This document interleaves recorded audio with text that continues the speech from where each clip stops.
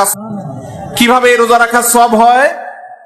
অনেক উলামা একরাম, অনেক বিশ্লেষকরা বলেছেন আল্লাহ তাআলা প্রতিটা আমলের বিনিময়ে কমপক্ষে 10 গুণ বাড়ান, কোন কোন ক্ষেত্রে আরো অনেক গুণ বাড়ান, দানের ক্ষেত্রে আরো কয়েকশো গুণ পর্যন্ত আল্লাহ বাড়ায় দেন। 10 গুণ করে যে বাড়াবেন, এই জন্য রমজানের 30 দিনের 30টা রোজা আর শাওয়ালের 6টা রোজা, মোট 36কে 10 গুণ দিলে 360, সারা বছর রোজা রাখার সওয়াব হয়।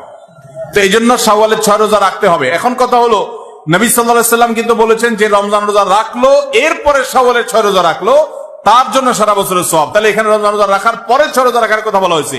এই জন্য অনেক উলামা একরাম বলেছেন মহিলারা তাদের ভাঙতি রোজাগুলো আগে রাখবে, তাহলে রমজান রোজা রাখা হয়ে গেল, এরপরে শাওয়ালের 6 রোজা রাখবে। এটা একটা মত।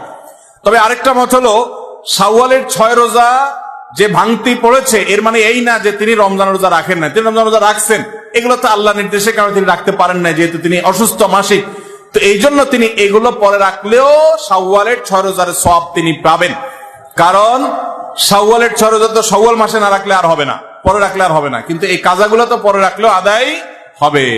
তো উত্তম হলো কাজা আগে করে যদি শাওয়ালের 6 রোজা রাখতে পারেন সবচেয়ে উত্তম, না পারলে অন্তত শাওয়ালের গুলো আগে রেখে কাজাগুলা পরে রাখলেও আশা করতে পারেন আল্লাহ তাআলা শাওয়ালের 6 রোজার ফজিলত দিবেন।